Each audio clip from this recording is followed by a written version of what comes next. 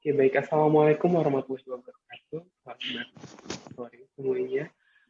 Baik, jadi di sini kami dari kelompok 2 akan mempresentasikan hasil mini riset kami yang berjudulkan belasan orang tewas hingga krisis energi akibat badai Yunus di Eropa.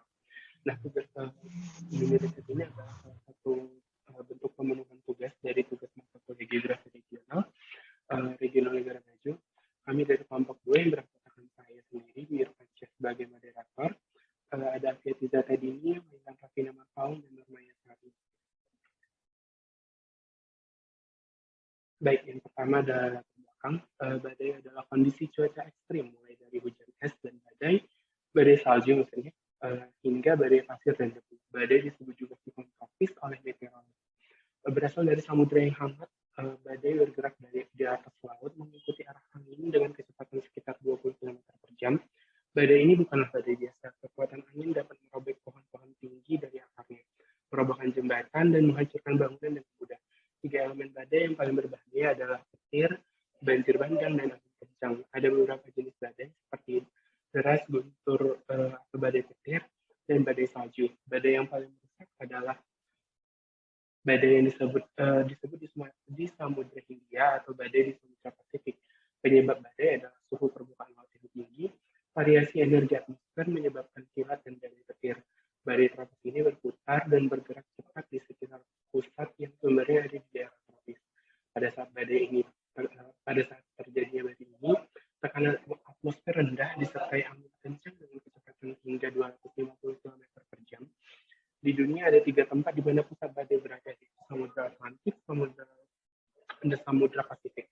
Baru-baru ini di Eropa terjadi badai penghancur, yaitu badai yang memakan banyak korban jiwa dan kerugian. Pada mini riset ini kita akan berbicara tentang badai. Mungkin selanjutnya akan dibaca oleh Afiati. Saya persilahkan. Baik, selanjutnya ada rumusnya masalah, meliputi apa itu pengertian badai, apa penyebab badai, bagaimana proses terbentuknya badai, bagaimana ciri-ciri badai, bagaimana proses terbentuknya badai Yunus, bagaimana dampak yang ditimbulkan badai Yunus, dan bagaimana solusi yang dapat dilakukan untuk menghadapi badai Yunus.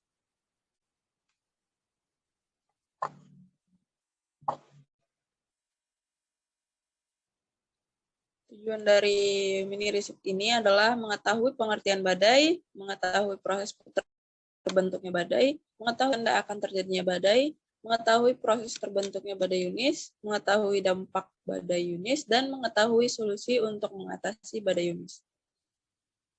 Silakan. Kemudian ada kajian teori pengertian badai. Badai didefinisikan sebagai peristiwa cuaca ekstrim mulai dari hujan es dan badai salju hingga badai dan badai pasir. Badai juga disebut siklon tropis oleh ahli meteorologi karena terjadi di perairan hangat. Kemudian ada penyebab terjadinya badai. Badai disebabkan oleh angin kencang di atas 120 km per jam, dan angin topan dapat menghasilkan hembusan hingga 200 km per jam dan hujan sangat deras. Kemudian ada proses terbentuknya badai. Sumber utama yang menyebabkan terjadinya badai berasal dari proses pengembunan, yaitu pengembunan uap air yang terkandung dalam udara lembab yang naik dari ketinggian atmosfer yang dingin. Kemudian ada ciri-ciri dari struktur badai.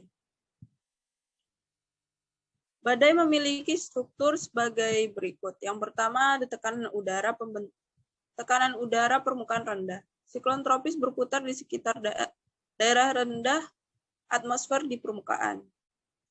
Kemudian yang kedua ada inti hangat. Uap air yang naik di atmosfer dingin mengembun dan melepaskan panas. Panas sisa didistribusikan secara vertikal di jantung tropis yang memberikan daerah hangat. Ketiga, CDO. CDO adalah wilayah dalam bentuk pita di sekitar inti yang dipenuhi awan, hujan, dan badai petir. Yang keempat, ada mata. Siklon tropis yang kuat seperti badai memiliki lubang melingkar di tengahnya, yang cuacanya pada umumnya tenang dan tidak berawan. Diameter ini berkisar 8.200 km. 5. Dinding mata. Dinding mata tampak seperti pita melingkar yang memiliki intensitas angin dan panas paling kuat.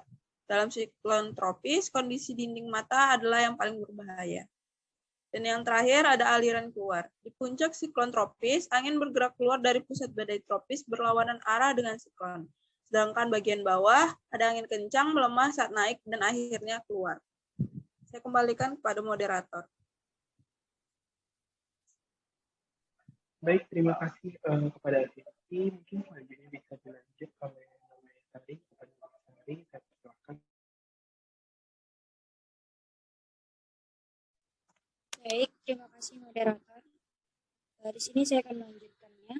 Yang selanjutnya yaitu metode penelitian.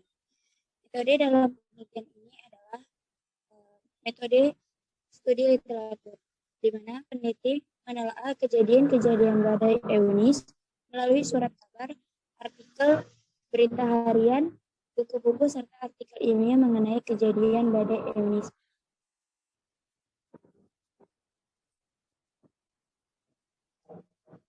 Kemudian ada proses terbentuknya badai Eunice. Yang pertama itu badai Eunice berasal dari Atlantik, kemudian menghantam Eropa. Yang kedua, angin dengan kecepatan hingga 196 km per jam. Yang ketiga, angin kencang sedang menuju Skandinavia dan Eropa Utara, di mana peringatan telah dikeluarkan. Yang keempat, badai ini melanda 5 negara, yakni Irlandia, Belgia, Belanda, dan Jerman. Dan yang terakhir, kecepatan badai Eunice ini bisa mencapai 196 km per jam.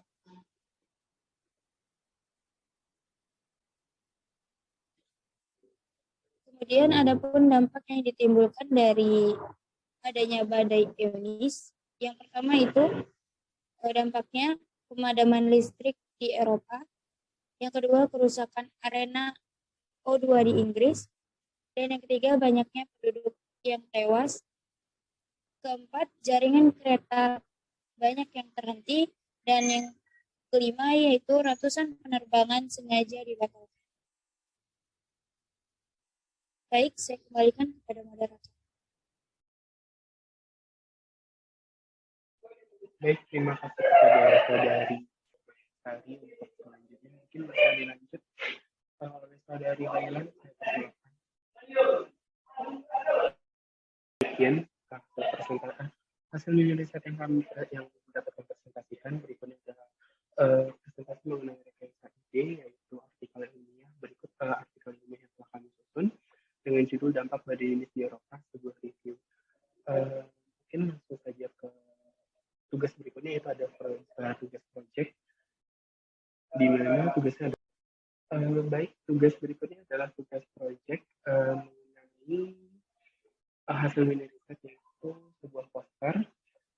Mungkin saudari lainnya bisa menjelaskan mengenai poster yang kita susun kepada saudari lainnya. Saya persilakan. Oke, di sini kelompok kami akan mempresentasikan proyek kami yang berupa poster tentang badai Eunice, di mana dari Eropa sendiri belasan orang tewas hingga krisis energi akibat badai tersebut ya. Di sini badai Eunice itu mencapai kecepatan 196 km per jam, menyebabkan pemadaman listrik di banyak daerah, bahkan arena oksigen di Inggris rusak. Yang kedua itu dampak dari badai Eunice sendiri mengakibatkan korban jiwa, pemadaman listrik di beberapa negara Eropa akibat badai Eunice, beberapa bangunan roboh termasuk gereja, jaringan kereta api Belanda terhenti, kondisi jalan tertutup salju, dan puing-puing pohon. Negara yang terkena badai Eunice yang pertama itu ada Irlandia, Belgia, Belanda, Jerman, Inggris, Polandia, dan juga Prancis. Solusi dari badai tersebut ini menghimbau warga untuk tetap di rumah, pantau media dan notifikasi ramalan cuaca. Jangan mencoba untuk keluar rumah sebelum badai benar-benar reda. Dan jangan berlindung di dataran luas, apalagi di pohon-pohon. Terima kasih, saya kembalikan kepada moderator. Baik, terima kasih saudari Lailan. Mungkin cukup sekian presentasi yang dapat kami sampaikan mengenai tugas mini riset, rekayasa ide dan proyek. Lebih dan kurang kami mohon maaf. Sekian, Assalamualaikum warahmatullahi wabarakatuh.